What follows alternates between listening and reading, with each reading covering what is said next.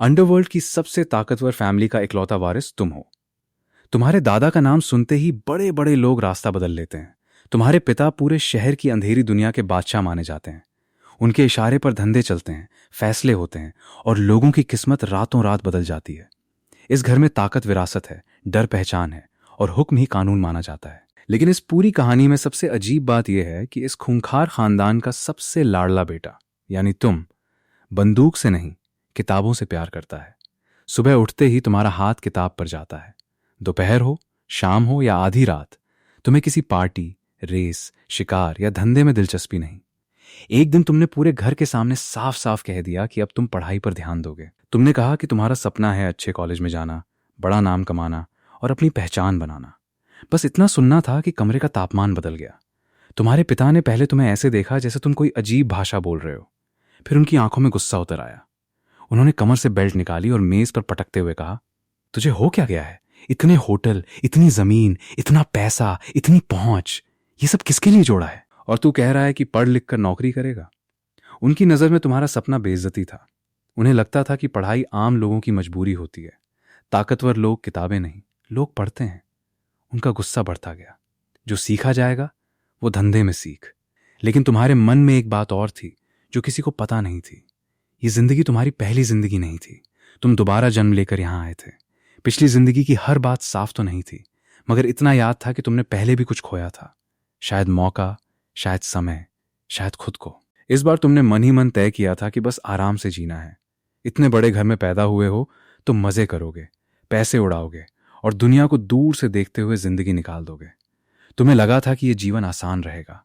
तभी अचानक तुम्हारे कानों में एक साफ, ठंडी, मशीन जैसी आवाज गूंजी। वो किसी इंसान की नहीं थी। उसने कहा कि अगर तुम सकारात्मक व्यवहार करोगे, पढ़ोगे, लोगों पर अच्छा असर डालोगे और खुद को बेहतर बनाओगे तो तुम्हें इनाम मिलेगा। सिर्फ दौलत या ताकत का नहीं, सीधे जिंदगी का। हर सही काम तुम्हारी उम्र बढ़ा सकता है। हर सीख तुम्हें नई क्षमता दे सकती है। पहले तो तुम्हें हंसी आई। तुमने मन ही मन कहा, इतना बड़ा बैकग्राउंड लेकर पैदा हुआ हूं, अब मुझे कोई सिस्टम बताएगा कि कैसे जीना है। मुझे प्ले बॉय बनना है, संत नहीं। तुम्हारा मजाक अगले ही पल गले में अटक गया। तुम्हारी आंखों के सामने एक चमकती हुई गिनती उभरी, 5 मिनट 23 सेकंड। बस इतना समय बचा था। पहले तुम्हें लगा ये भ्रम है, फिर तुम्हारे सीने में अजीब सी घुटन उठी, सांस भारी हो गई, आंखों के सामने अंधेरा छाने लगा। उसी समय असल दुनिया में तुम अपने आलीशान कमरे के बिस्तर पर बेहोश पड़े थे। दिल तेजी से धड़क रहा था, मशीनें खतरे की आवाज दे रही थीं और कमरे में मौजूद नामी डॉक्टरों के चेहरों पर हार साफ लिखी थी। तुम्हारे पिता, जिनकी आवाज से शहर कांपता था, पहली बार टूटते हुए दिखे। वे डॉक्टरों पर चिल्ला रहे थे, मेरा बेटा बचना चाहिए, जो चाहिए करो। तुम्हारी माँ तुम्हारे सिरहाने बैठी थी, तुम्हारा हाथ पकड़े हुए लगातार रो रही थी। उनकी आवाज में एक ऐसी दहशत थी जिसे सुनकर मजबूत इंसान भी कांप जाए। थोड़ी देर बाद एक डॉक्टर ने सिर झुकाकर कहा, हमें अफसोस है, शायद ये रात नहीं निकाल पाएंगे। ये सुनते ही तुम्हारी माँ बिखर गई। उन्होंने तुम्हारे हाथ को दोनों हथेलियों से पकड़ा और रोते रोते कहा, बेटा बस उठ जा, जैसा चाहे वैसा कर, मैं तुझे कभी कुछ नहीं कहूंगी। उसी पल चमत्कार हुआ। मॉनिटर की उछलती हुई रेखा अचानक फिर चलने लगी। तुम्हारी उंगलियां हिलीं, पलकें कांपीं और फिर तुम झटके से उठकर बैठ गए। कमरे में खड़े डॉक्टर जड़ हो गए। किसी को यकीन नहीं हुआ कि जो लड़का कुछ क्षण पहले मौत के मुंह में जा चुका था वो अचानक बैठ कैसे गया। लेकिन तुम्हें समझ आ चुका था कि खेल सच है। अगर जिंदा रहना है तो झुकना पड़ेगा, चाहे परिवार से, हालात से या उस अदृश्य सिस्टम से। इस समय सबसे जरूरी बात सिर्फ एक थी, जिंदगी।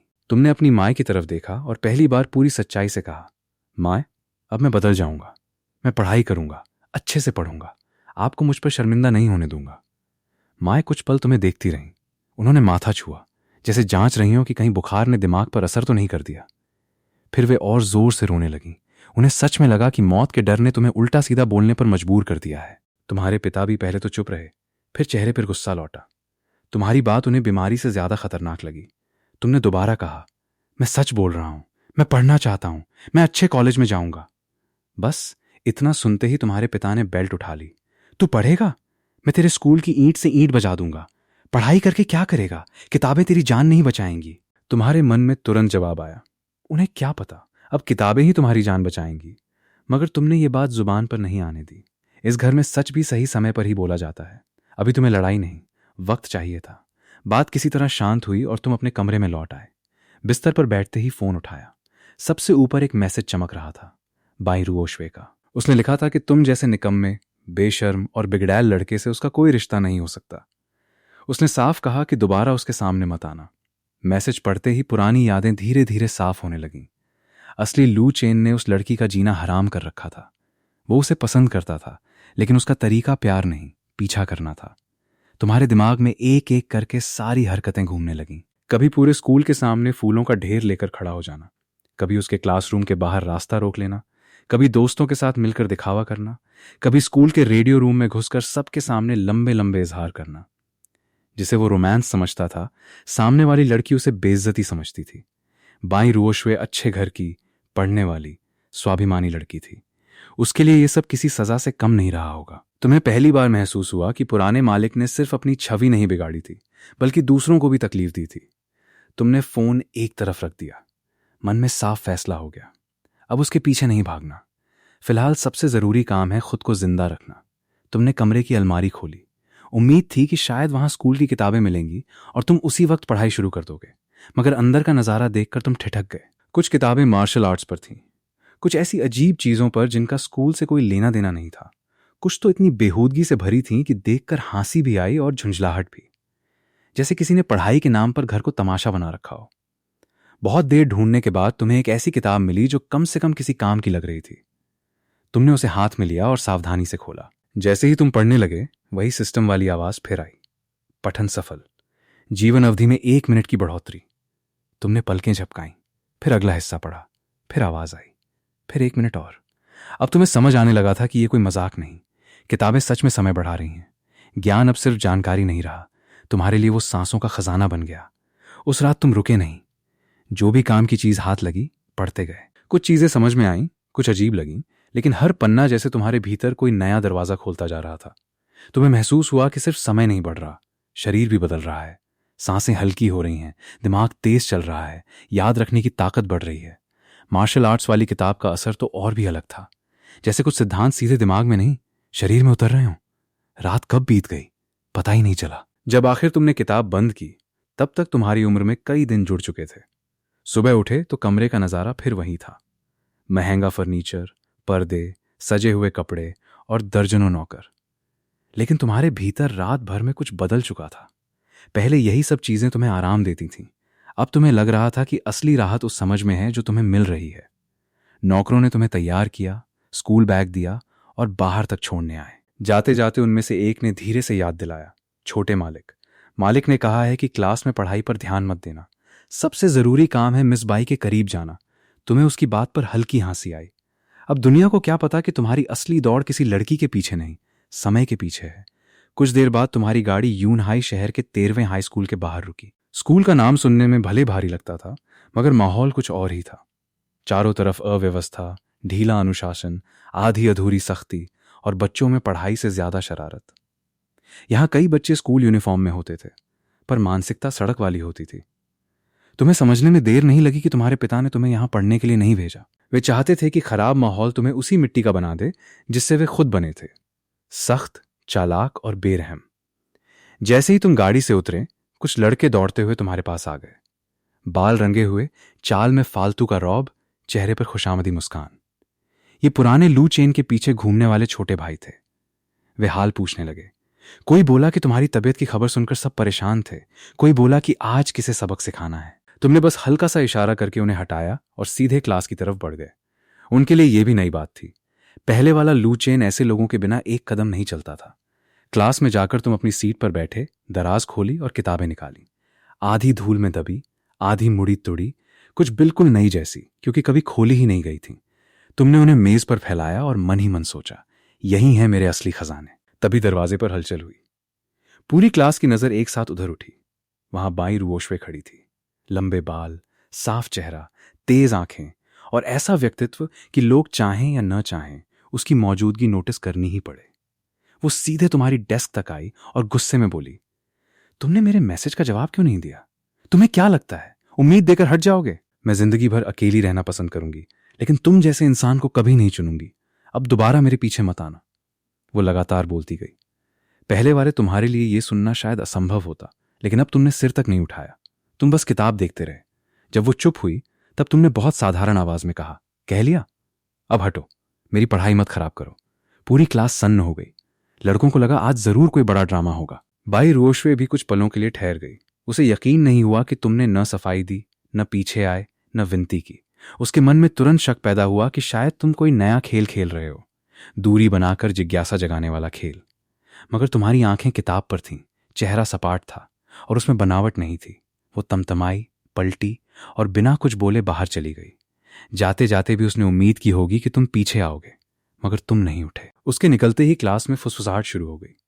कोई बोला, भाई नया प्लान खेल रहा है।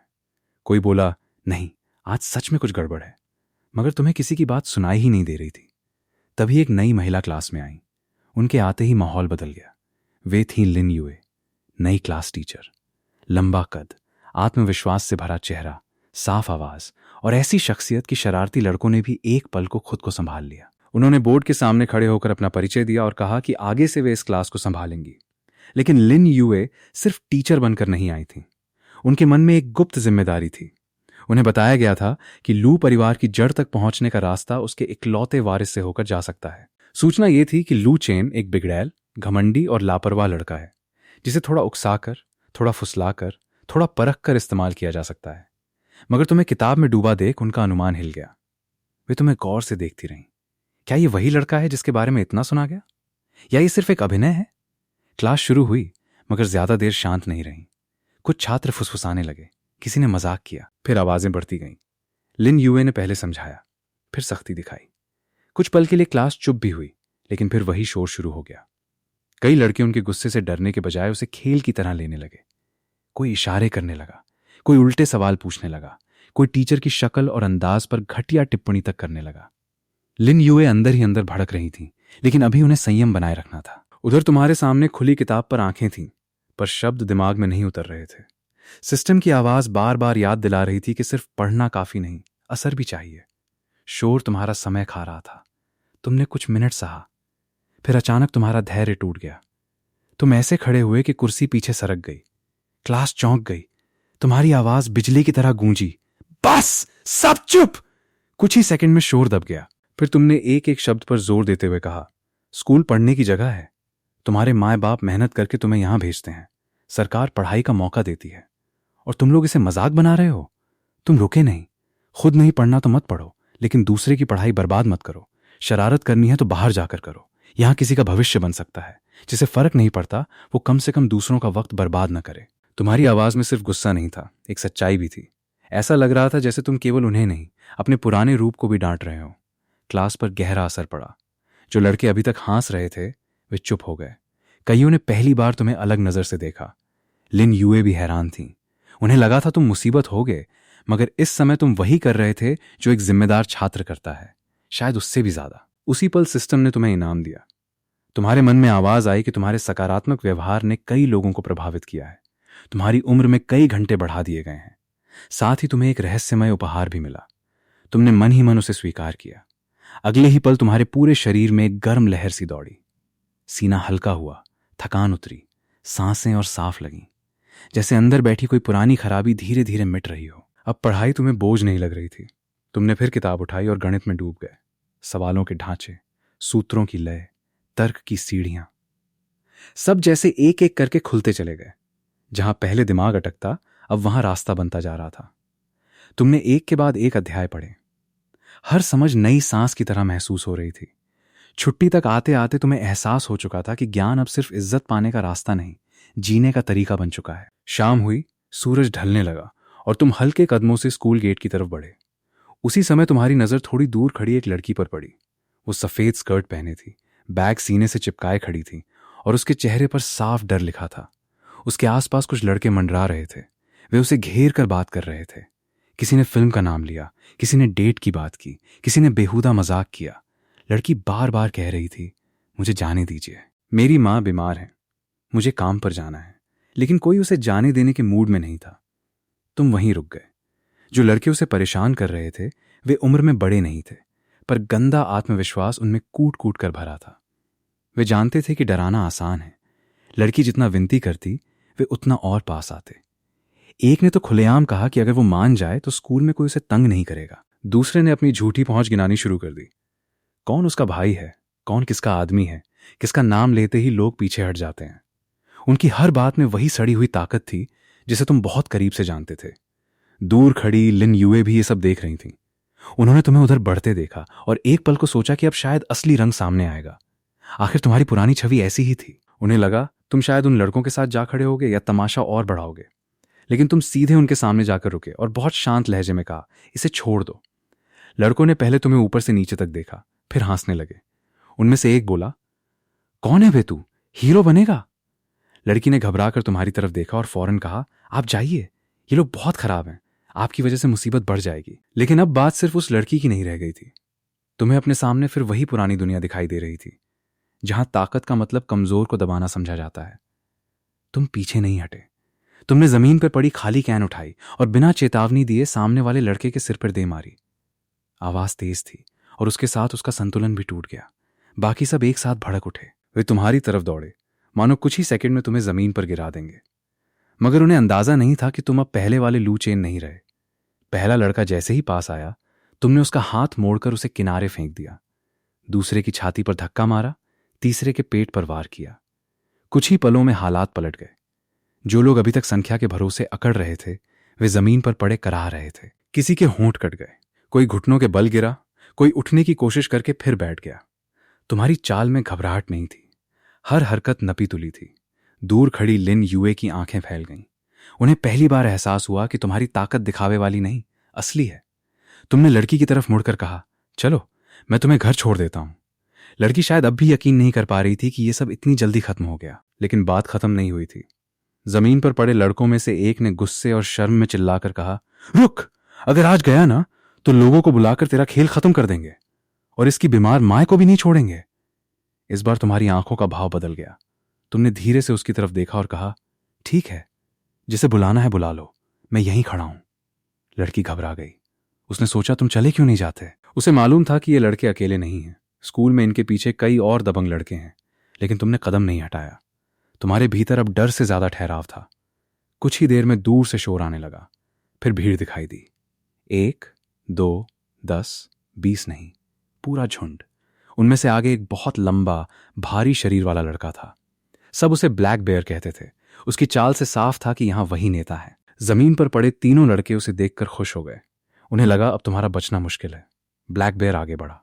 उसने पीछे से तुम्हें देखा और अकड़ कर पूछा, कौन है इतना हिम्मती?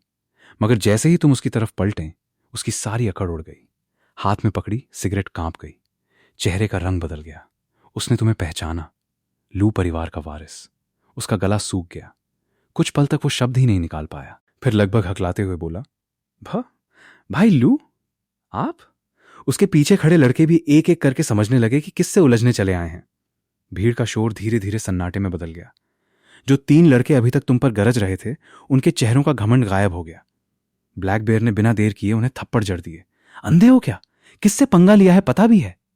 वे तीनों तुरंत तुम्हारे सामने हाथ जोड़कर खड़े हो गए। बार बार माफी मांगने लगे। भाई, गलती हो गई, पहचान नहीं पाए, दोबारा कभी नहीं होगा। लेकिन तुम्हारे गुस्से की वजह सिर्फ ये नहीं थी कि उन्होंने तुम्हें नहीं पहचाना। असली बात यह थी कि उन्होंने एक लड़की को घेर कर डराया और उसकी मां जैसी लाचार औरत को भी धमकी में घसीटा। यही चीज तुम्हें भीतर तक चुभ गई थी। तुमने बर्फ जैसी ठंडी आवाज में कहा, दिन दहाड़े एक लड़की को परेशान करते हो, ऊपर से उसके घर वालों को धमकाते हो। इतनी ही ताकत है तो कहीं सही जगह लगाओ। आज के बाद तुम तीनों इस शहर में नजर नहीं आने चाहिए। सुबह होने से पहले यहां से निकल जाओ। तुम्हारे शब्दों में इतना दबाव था कि किसी ने बहस करने की हिम्मत नहीं की। वे तीनों लगभग रोते हुए सिर हिलाने लगे। ब्लैक बेयर भी बीच में नहीं बोला। उसे समझ आ गया था कि इस बार बात ईगो की नहीं, सिद्धांत की है। जैसे ही वे लोग हटे, सिस्टम की आवाज फिर आई। तुम्हारे काम ने इस बार और ज्यादा लोगों को प्रभावित किया था। तुम्हारी जिंदगी में फिर कई घंटे जुड़ गए। तुमने मन ही मन सोचा, किताबें समय देती हैं, लेकिन सही मौके पर सही काम करना उससे भी बड़ा इनाम देता है। ये कोई छोटी खोज नहीं थी। तुम्हारे सामने जैसे एक नया रास्ता खुल रहा था। अगर तुम सच में लोगों के लिए अच्छा करोगे तो सिर्फ उम्र नहीं, पहचान भी बदल सकती है। पहली बार तुम्हें लगा कि अच्छा इंसान बनना मजबूरी नहीं, शायद सबसे समझदार सौदा है। तभी एक और मोड़ आया। बाईं रोश वे स्कूल गेट से बाहर निकली और सामने का नजारा देखकर रुक गई। बहुत सारे लड़के, जमीन पर दबा तनाव, तुम्हारे पास खड़ी एक दूसरी लड़की। उसने बिना पूरी बात समझे तुरंत फैसला कर लिया कि तुम फिर किसी को तंग कर रहे हो। वो तेज कदमों से आगे आई और बोली, दिन में पढ़ाकू बनने का नाटक, शाम को फिर वही पुराना चेहरा। तुम बस कमजोर लोगों पर रौब दिखाना जानते हो। उसके शब्द तेज थे और वहां खड़े सब लोगों ने साफ सुने। ब्लैक बेयर तुरंत समझाने के लिए आगे बढ़ा। कई लड़के एक साथ बोलने को हुए कि मामला उल्टा है, मगर बाई रुओशवे ने किसी को बोलने नहीं दिया। वो तुम्हारी तरफ देखकर बोली, सोचते हो ऐसे खेल खेल कर मुझे प्रभावित कर लोगे? कभी नहीं। तुम जैसे इंसान से मेरा कोई रिश्ता नहीं हो सकता। मुझसे दूर रहो। उसके शब्दों में गुस्सा भी था, चोट भी, और शायद कहीं गहराई में उलझन भी। सबको लगा अब तुम या तो भड़क जाओगे या फिर आदत के मुताबिक उसके पीछे चल पड़ोगे, मगर तुमने सिर्फ एक सांस ली और चुप खड़े रहे। तुम्हारे चेहरे पर न गुस्सा था, न बेबसी, न मनाने की कोशिश। तुमने उसे जाते हुए देखा, जैसे अब वो तुम्हारी जिंदगी की सबसे जरूरी चीज नहीं रही। ये देखकर सबसे ज्यादा हैरानी शायद उसी को हुई होगी, क्योंकि जब कोई इंसान हमेशा पीछा करता है और अचानक रुक जाता है तो खाली जगह सवाल बन जाती है। मगर तुमने पीछे मुड़कर उसे रोकने की कोशिश नहीं की। तुम्हारे लिए अब साफ था कि किसी की इज्जत छीनकर उसे पाना प्यार नहीं होता, और जो इंसान तुम्हें जाने बिना तुम्हारे बारे में फैसला कर ले, उसके पीछे भागना तो और भी बेकार है। तुम्हारे पास खड़ी लड़की ने धीरे से कहा, मेरा नाम ली जिंग्या है। आज अगर आप नहीं आते तो। उसकी आवाज भर्रा गई। तुमने उसे बीच में ही नरमी से रोक दिया। बस अब सब ठीक है।